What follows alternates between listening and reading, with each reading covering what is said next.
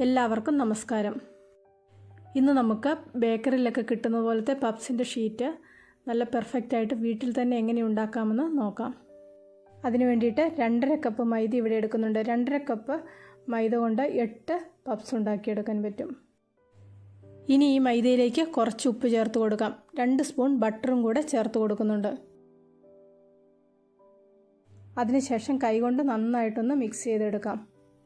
ബട്ടറും ഉപ്പും എല്ലാ ഭാഗത്തും ആകുന്നത് പോലെ നന്നായിട്ടൊന്ന് മിക്സ് ചെയ്ത് കൊടുക്കണം. അതിനുശേഷം നല്ല തണുത്ത വെള്ളം ഉപയോഗിച്ച് ഇത് കുഴച്ചെടുക്കണം.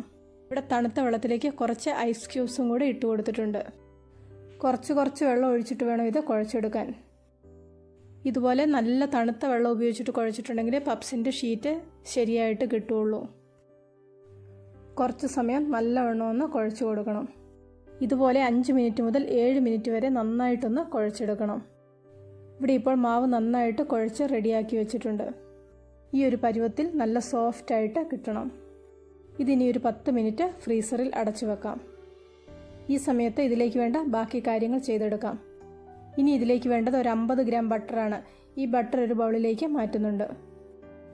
ബട്ടറിലേക്ക് ഒരു 1.5 ടേബിൾ സ്പൂൺ മൈദയും കൂടെ ചേർത്ത് കൊടുക്കാം. അതിനുശേഷം ഇത് നന്നായിട്ടൊന്ന് മിക്സ് ചെയ്തെടുക്കണം. ബട്ടറും മൈദയും കൂടി ഇവിടെ നന്നായിട്ട് മിക്സ് ചെയ്തെടുത്തിട്ടുണ്ട്. മിക്സ് ചെയ്ത് കഴിയുമ്പോൾ ഇതിൻ്റെ കളർ ഇതുപോലെയൊന്ന് മാറി വരും.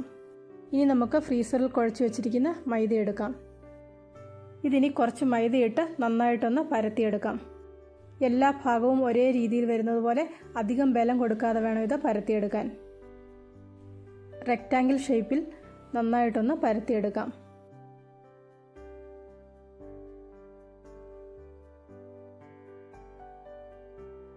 പരത്തിയതിന് ശേഷം ഇതിന് മുകളിലായിട്ട് ബട്ടർ തേച്ച് കൊടുക്കാം.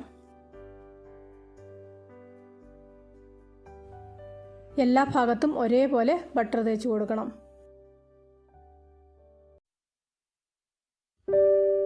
അതിനുശേഷം ഇതുപോലെ 2 സൈഡും ഒന്ന് ഫോൾഡ് ചെയ്ത് കൊടുക്കാം. അതിനുശേഷം അതിൻ്റെ മുകളിലും ബട്ടർ തേച്ച് കൊടുക്കാം. ഇതുപോലെ ഒന്ന് ഫോൾഡ് ചെയ്തതിന് ശേഷം ഇതിന് മുകളിലായിട്ടും ബട്ടർ തേച്ച് കൊടുക്കാം.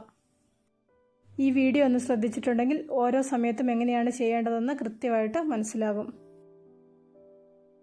ഇതിനി ഇതുപോലെ ഒന്ന് കവർ ചെയ്തോ ഒരു പാത്രത്തിനകത്ത് വെച്ച് അടച്ചോ ഫ്രീസറിലൊരു 15 മിനിറ്റ് വെക്കണം.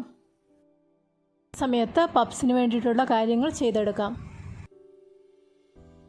15 മിനിറ്റ് കഴിഞ്ഞ് ഇത് ഫ്രീസറിൽ നിന്നെടുത്ത് ഒന്നും കൂടി ഒന്ന് പരത്തി നേരത്തെ ചെയ്ത അതേ രീതിയിൽ ഒന്നും കൂടി ഒന്ന് ചെയ്തെടുക്കണം. ഈ ഒരു രീതിയിൽ സമോസ ഷീറ്റ് ചെയ്തെടുത്തിട്ടുണ്ടെങ്കിൽ നല്ല പെർഫെക്റ്റ് ആയിട്ടുള്ള സമോസ ഷീറ്റ് നമുക്ക് ഉണ്ടാക്കിയെടുക്കാൻ പറ്റും. ഇങ്ങനെ പരത്തുകയും ഫ്രീസറിൽ വെക്കുകയും ചെയ്യുന്ന സമയത്ത് ഒരുപാട് സമയം വേസ്റ്റ് ആകുന്നതായിട്ട് തോന്നും. മാവ് ഫ്രീസറിൽ വെക്കുന്ന സമയത്ത് നമുക്ക് പപ്സിന് വേണ്ടിയിട്ടുള്ള കാര്യങ്ങൾ ചെയ്തെടുക്കാം. കൂടെ ചെയ്തിട്ടുണ്ടെങ്കിൽ വീഡിയോ ഒരുപാട് ലെങ്തി ആകും. അതാണ് ഇന്നത് കാണിക്കാത്തത്. അടുത്ത ദിവസം പപ്സിൻ്റെ റെസിപ്പി ഇടുന്നതായിരിക്കും. ആദ്യത്തെ പ്രാവശ്യം സമോസ ഷീറ്റ് പരത്തിയപ്പോൾ എന്തൊക്കെ ചെയ്തു അതേ കാര്യങ്ങൾ തന്നെ ഒന്നും കൂടെ ഒന്ന് ചെയ്തെടുക്കണം. അതിനുശേഷം ഇത് വീണ്ടും ഫ്രീസറിൽ വെക്കണം.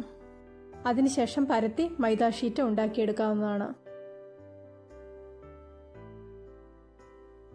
ഇവിടെ ഇപ്പോൾ 3ാമത്തെ പ്രാവശ്യം ഫ്രീസറിൽ വെച്ചതിന് ശേഷം മൈദ ഷീറ്റ് പുറത്തെടുത്തിട്ടുണ്ട്. ഇതൊന്ന് പരത്തിയെടുക്കാം. മൈദയുടെ ഷീറ്റ് കുഴച്ചതിന് ശേഷം 10 മിനിറ്റ് ഫ്രീസറിൽ വെച്ചു. അതിനുശേഷം അതൊന്ന് പരത്തി ഒന്നും കൂടി ഒന്ന് ഫ്രീസറിൽ വെച്ചു. അതിനുശേഷം വീണ്ടും ഒന്ന് പരത്തി ഒരു പ്രാവശ്യവും കൂടെ ഫ്രീസറിൽ വെച്ചു. അതിനുശേഷം പരത്തി നേരെ പപ്സ് ഉണ്ടാക്കാൻ വേണ്ടിയിട്ട് ഷീറ്റ് എടുക്കുകയാണ് ചെയ്യുന്നത്. ഇവിടെ ഇപ്പോൾ പപ്സിന് വേണ്ടിയിട്ടുള്ള ഷീറ്റ് തയ്യാറാക്കുന്ന ലാസ്റ്റ് സ്റ്റേജ് ആയിട്ടുണ്ട്. ഇവിടെ ഇപ്പോൾ റെക്റ്റാങ്കിൾ ഷേപ്പിലൊന്ന് പരത്തിയെടുത്തിട്ടുണ്ട്. ഇതിനി നടുവേ ഒന്ന് മുറിച്ചെടുക്കുന്നുണ്ട്. ജോലി കുറച്ചും കൂടി ഈസി ആകുന്നതിന് വേണ്ടിയിട്ടാണ് ഇത് നടുവേ ഇതുപോലെയൊന്ന് മുറിച്ചെടുത്തത്. അതിനുശേഷം മുറിച്ചെടുത്ത പീസ് ഒരു പ്രാവശ്യം കൂടെ നന്നായിട്ടൊന്ന് പരത്തിയെടുക്കാം.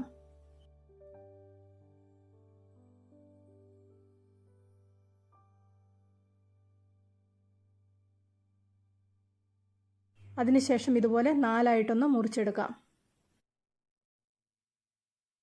നിങ്ങൾക്കിഷ്ടമുള്ള ഏത് ഷേപ്പിലും പപ്സിൻ്റെ ഷീറ്റ് മുറിച്ചെടുക്കാം. ഇവിടെ 3 രീതിയിൽ ചെയ്തെടുക്കുന്നുണ്ട്. അതെങ്ങനെയാണെന്ന് അടുത്ത വീഡിയോയിൽ പറഞ്ഞു തരുന്നതായിരിക്കും. ഈ വീഡിയോ ഇഷ്ടപ്പെട്ടെങ്കിൽ ലൈക്ക് ചെയ്യാനും ഷെയർ ചെയ്യാനും നിങ്ങളുടെ അഭിപ്രായങ്ങൾ അറിയിക്കാനും മറക്കണ്ട. ചാനൽ സബ്സ്ക്രൈബ് ചെയ്തിട്ടില്ലെങ്കിൽ സബ്സ്ക്രൈബ് ചെയ്ത് റൈറ്റ് സൈഡിലെ ബെല്ലൈക്കണും ആക്റ്റീവാക്കി ഓൾ എന്ന ഓപ്ഷനും ക്ലിക്ക് ചെയ്യുവാണെങ്കിൽ ഞാനിടുന്ന ഓരോ വീഡിയോയുടെയും നോട്ടിഫിക്കേഷൻ നിങ്ങൾക്ക് അപ്പോൾ കിട്ടുന്നതായിരിക്കും.